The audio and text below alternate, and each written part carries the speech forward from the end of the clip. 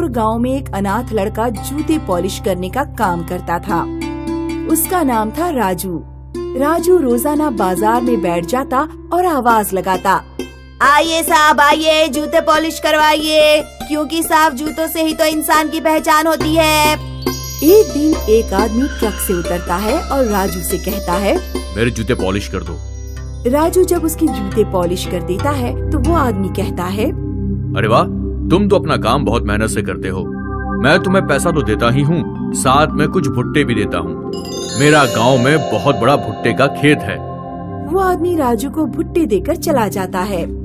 अरे इतने भुट्टे तो मैं खा नहीं पाऊंगा, क्यों न मैं इन्हें शाम को बाजार में बेच दूं। शाम को राजू मंडी जाकर अपने भुट्टे बेचने के लिए आवाज लगाने लगता है, खाइए ताजा और मीठे भुट्टे।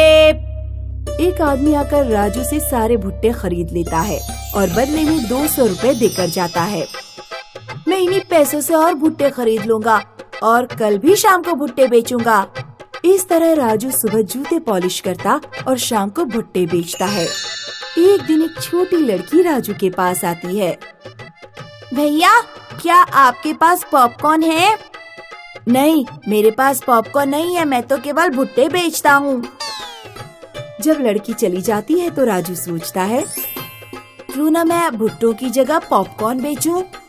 राजू पॉपकॉर्न बनाने का सारा सामान खरीद लेता है और पॉपकॉर्न का ठेला लगाना शुरू कर देता है। कुछ ही दिनों में राजू का धंधा अच्छा चलने लगता है, क्योंकि गांव में राजू के अलावा और कोई पॉपकॉर्न नहीं बेचता। राजू जूते पॉलिश करने का काम छोड़ देता है। वो दिन में गांव में घूम घूम कर पॉपकॉर्न बेचता है और शाम को बाजार में अपना ठेला खड़ा कर लेता है। 8 साल बाद राजू एक सिनेमा हॉल के सामने पॉपकॉर्न की दुकान खोल लेता है। धीरे धीरे उसका धंधा इतना बढ़ जाता है कि गांव के हर नुक्कड़ पर राजू की एक दुकान होती है। एक दिन वही ट्रक वाला आदमी जिसने राजू को बहुत साल पहले कुछ भुट्टे दिए थे, बाजार में अपने भुट्टे बेचने आता है। राजू उस ट्रक वाले के पास जाता है। अरे अंकल, क्या आपने मुझे पहचाना? मैं वही जूते पॉलिश करने वाला लड़का हूँ जिसे आपने कुछ भुट्टे दिए थे। उन भुट्टों की बदौलत ही आज मैं यहाँ पहुँच पाया हूँ। राजू भुट्टों से भरा पूरा ट्रक खरीद लेता है और ट्रक वाले को अच्छे पैसे देता है। मनीषा एक भुट्टे वाली थी जो रोज गांव के एक किसान से भुट्टे खरीद कर बेचती थी। बहन जी, सारे ले लो। आसपास के किसी गांव में हमारे खेत जैसे मीठे भुट्टे नहीं हैं। ठीक है, 10 किलो दे दो। मनीषा गांव से शहर जाने वाली सड़क के किनारे अपनी दुकान स्वादिष्ट भुट्टे वाली लगाकर राहगीरों को सिके हुए भुट्टे बेचती थी। मीठे भुट्टे खा लो, भुट्टे मीठे। लो सेठ जी, मीठे भुट्टे खा लो, सिर्फ 10 रुपये का है। लाओ, एक भुट्टा दे दो। वाह, ये भुट्टे तो बहुत मीठे हैं। तो एक और ले लो। अरे नहीं नहीं, एक और खाऊंगा तो मेरा ये गुब्बारे जैसा पेट फट जाएगा। धीरे धीरे बहुत सारे लोग उसकी दुकान से भुट्टे खरीदने लगे, जिससे मनीषा के पास बहुत पैसे जमा हो गए। अब उसके मन में लालच आ गया, अगर मैं इन भुट्टों का दाम बढ़ा दूं तो मेरी कमाई दुगनी हो जाएगी, और अगर मैं इन भुट्टों को सस्ते दाम पर खरीदूं तो मेरी कमाई चौगुनी हो जाएगी। इस बार जब मनीषा भुट्टे खरीदने गई तो उसने किसान को आधे पैसे ही दिए। अब माफ करो, इतने कम पैसों में भुट्टे नहीं दे सकता, मुझे नुकसान हो जाएगा। ठीक है, मैं किसी और किसान से ले लूंगी। मनीषा ने इस बार किसी और किसान से आधे दामों में भुट्टे खरीदे और बेचने लगी। भुट्टे ले लो, मीठे भुट्टे। ये भुट्टे तो कितने फीके हैं, इनमें तो बिल्कुल स्वाद नहीं है। बेस्वाद भुट्टों के कारण मनीषा की दुकान चलना बिल्कुल बंद हो गई। अब उसके पास खाने के पैसे भी नहीं बचे थे। मेरे पास तो इतने पैसे भी नहीं हैं कि मैं अच्छे भुट्टे खरीद सकूं। मनीषा ने पैसे कमाने के लिए एक नई चालाकी की। उसने एक भुट्टे पर नशे की दवा मिलाकर एक राहगीर को बेच दी।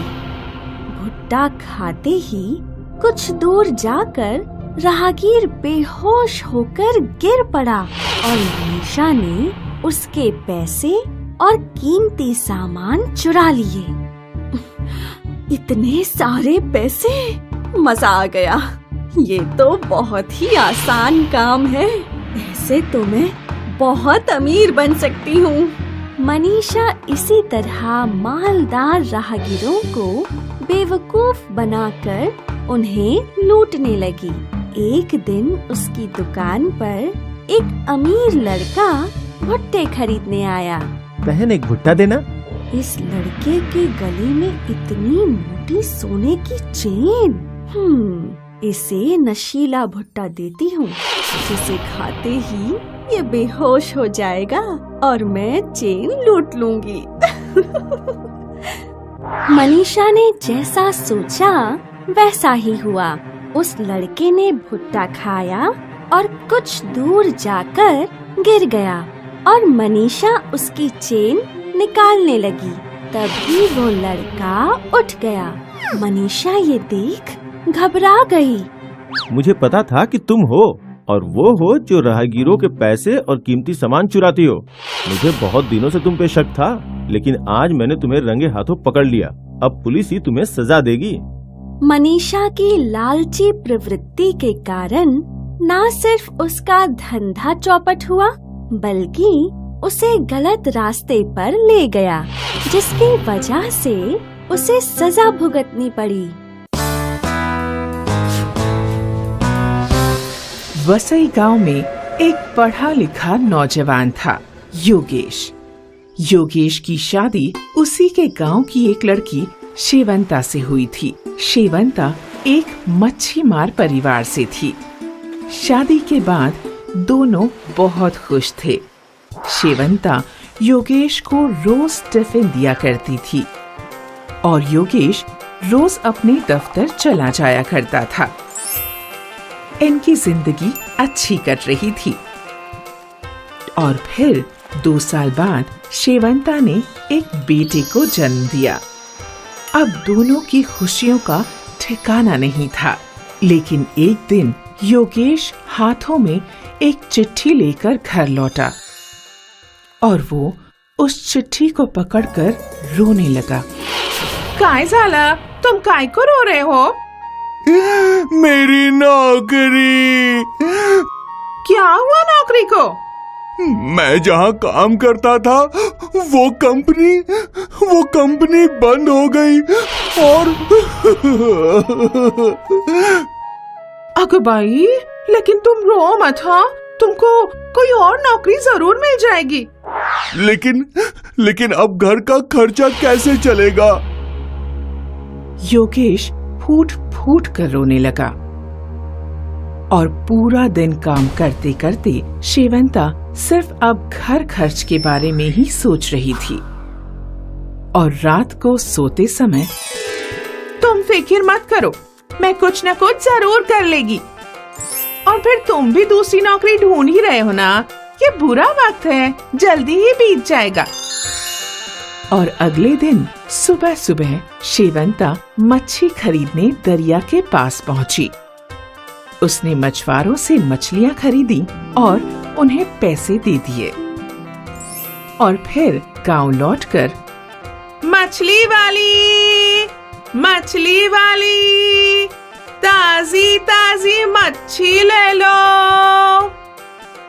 शेवंता गांव-गांव घूमकर मछलियां बेचने लगी। उसे दिन भर में अच्छे खासे पैसे मिल जाया करते थे। मिले हुए पैसे में से शेवंता कुछ पैसे अपने घर खर्च के लिए रखती थी और कुछ पैसे अलग से संभाल कर रख दिया करती थी। शिव भी रोज तैयार होकर काम की तलाश में निकल जाया करता था, लेकिन रोज निराश घर लौटता था। ये सिलसिला कई महीनों तक चलता रहा। शेवंता रोज मछलियां बेचा करती थी।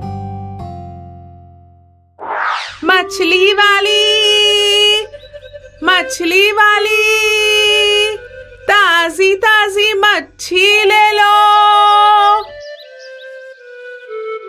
और फिर शाम को जब योगेश निराश बैठा करता था तो वो उसे तेल की मालिश किया करती थी। एक दिन शेवंता ने देखा कि उसके जमाए हुए पैसे अच्छे खासे हो चुके थे। वो योगेश के पास गई। मैं क्या कहती है, तुमको नौकरी ये क्यों करनी है? तुम कोई व्यापार क्यों नहीं करते? व्यापार करने में पूंजी लगती है, वो कहाँ से लाऊंगा? शेवंता वो बचाए हुए पैसे ले आई। ये मैंने जमाए हैं, तुम इससे अपना व्यापार शुरू कर सकते हो। शेवंता के जमाए हुए पैसे देखकर योगेश की आंखें भर आईं। और फिर योगेश ने गांव में एक दुकान खोली। इसके बाद योगेश और शेवंता की आर्थिक स्थिति धीरे धीरे बेहतर होने लगी। और फिर शेवंता ने गांव में घूम घूम कर मछलियां बेचना भी बंद कर दिया।